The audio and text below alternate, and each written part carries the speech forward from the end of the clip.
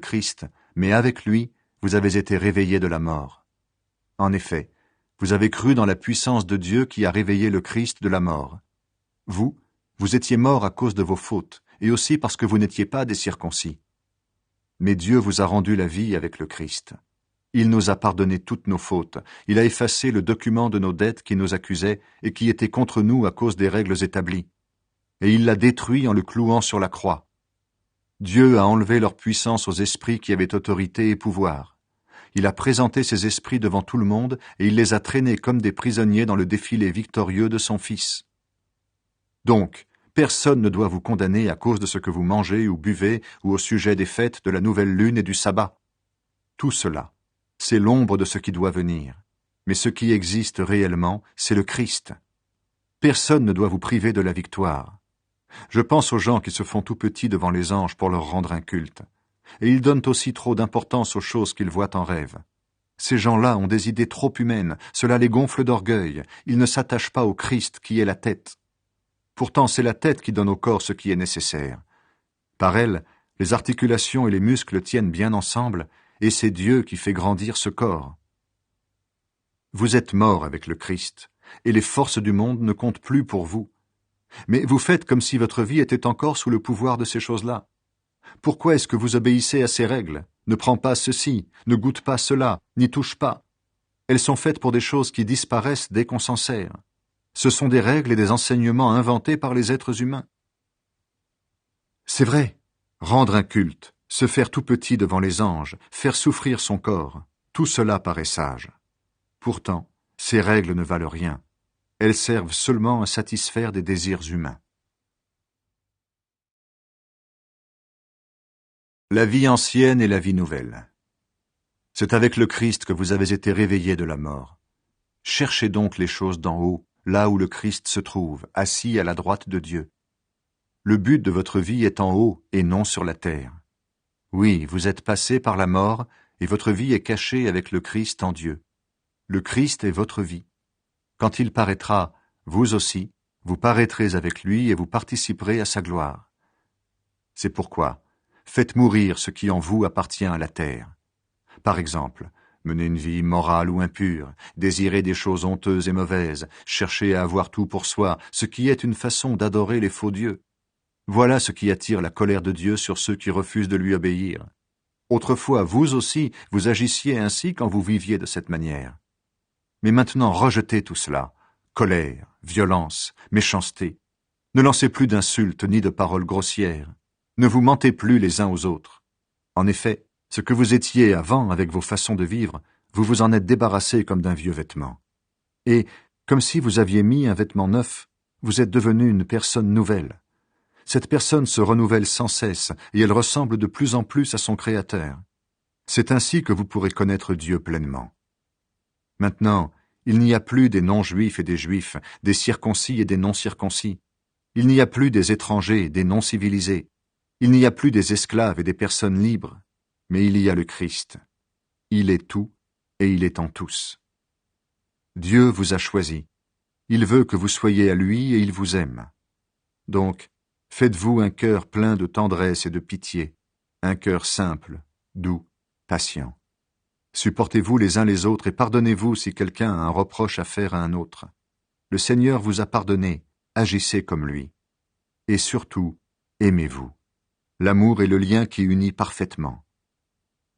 Que la paix du Christ dirige vos cœurs. Dieu vous a appelé à cette paix pour former un seul corps. Dites-lui toujours merci. Que la parole du Christ habite parmi vous avec toute sa richesse. Donnez-vous des enseignements et des conseils avec toute la sagesse possible. Remerciez Dieu de tout votre cœur en chantant des psaumes, des hymnes et des cantiques qui viennent de l'Esprit Saint. Tout ce que vous pouvez dire ou faire, faites-le au nom du Seigneur Jésus, en remerciant par lui Dieu le Père. Les relations nouvelles.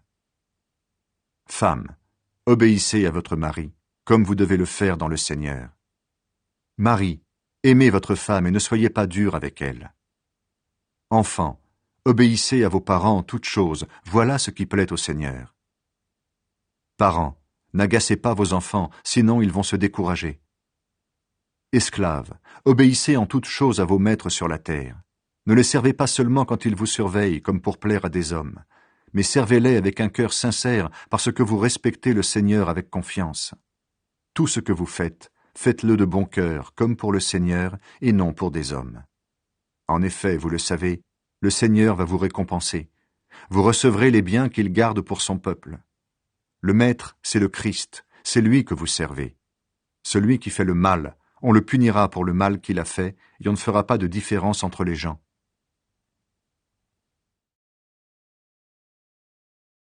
Maître, traitez tous vos esclaves de façon juste et honnête. Oui, vous le savez, vous aussi, vous avez un maître au ciel. Conseil.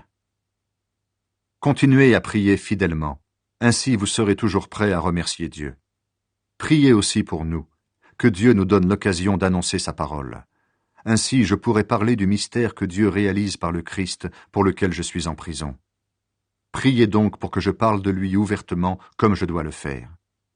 Avec ceux qui ne sont pas chrétiens, conduisez-vous avec sagesse. Profitez du temps que Dieu vous laisse. Que vos paroles soient toujours agréables, intéressantes. Répondez à chacun comme il faut. Salutations. Tychik vous donnera toutes les nouvelles à mon sujet. C'est un frère et un ami, un serviteur fidèle qui est avec moi au service du Seigneur. Je vous l'envoie surtout pour vous donner de nos nouvelles et pour vous encourager. Onésime, ce frère fidèle et très aimé, est avec Tychik. C'est quelqu'un de chez vous. Ensemble, ils vous raconteront tout ce qui se passe ici. Aristarque, qui est en prison avec moi, vous salue.